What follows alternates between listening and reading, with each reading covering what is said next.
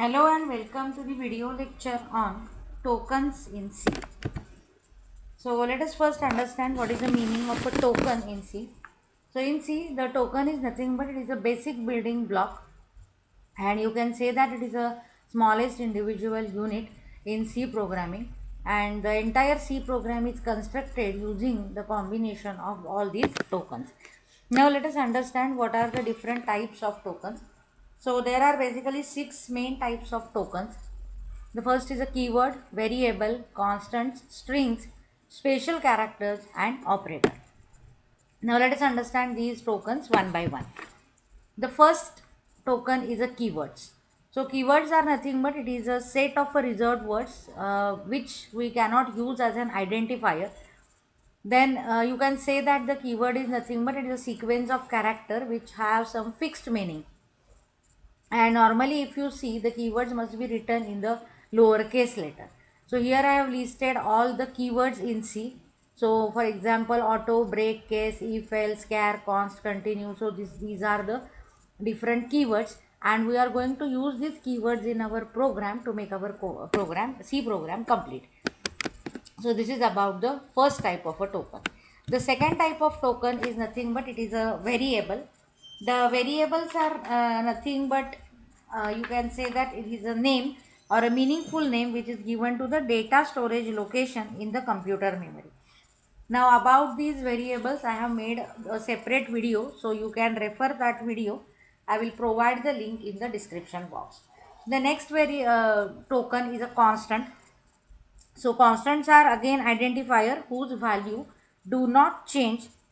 That means the values, see, the difference between the variables and the constant is the value of variable can be changed at any time, but the values of the constant can never be changed. So constants are basically used to define some fixed values, for example say pi, or you can say the charge on an electron. So the value of the constant is known to the compiler at the compilation time. Now again there are different types of constants available in C. Again the separate video is made on this constants already. Again the link will be provided in the description box. Now the next the token is nothing but it is a string. So string is nothing but it is a null terminated character array. So after the last character, the null character is stored to signify the end of the character array. So I have listed one example over here. So character str equal to hello. So if you can see, the last character, that is HELLO, is then followed by a null character which will indicate the end of the string. Now about the string there are many things to be discussed, but that I will make one separate video in my incoming lectures. Then the next is special characters. So this is what is actually the character set of C language.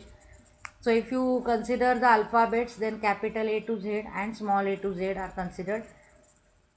As far as the digits are considered, 0 to 9, some white space characters, some escape sequences, and the special character. Now in case of a special character, I have listed the complete set over here.